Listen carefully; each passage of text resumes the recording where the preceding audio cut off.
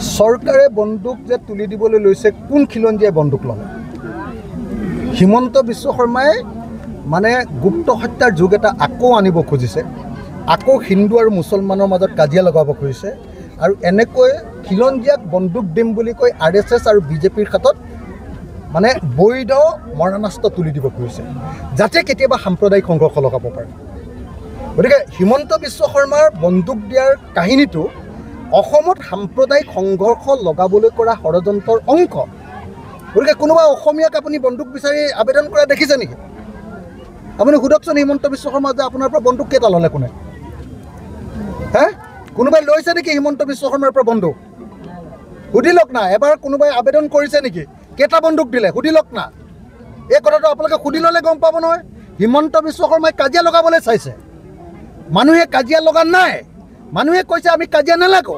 হিন্দু মুছলমানৰ বহুদিন কাজিয়া হ'ল অসমত, আৰু কাজিয়া কৰি থাকিলে অসমখনৰ উন্নতি নহয়। এই কথা অসমীয়া মানুহে বুজিছে। আকৌ সংবাদ মাধ্যমে আপোনালোকে খুচি খুচি কাজিয়া লগাব খুজিছে নেকি? এইবোৰ বন্ধ কৰক। কোনো ধৰণৰ এইবিলাক উচতনিমূলক কথা আপোনালোকে প্ৰচাৰো নকৰিব আৰু নুসুধিব, আৰু ময়ো নকওঁ। এইটো মনত ৰাখিব যে হিন্দুৱে হওক মুছলমানেই হওক, কাজিয়া লগাৰ কথা ক'লে, কাজিয়া লগাৰ কথা যোনে ক'ব কাকো ক্ষমা কৰা নহ'ব। ধন্যবাদ।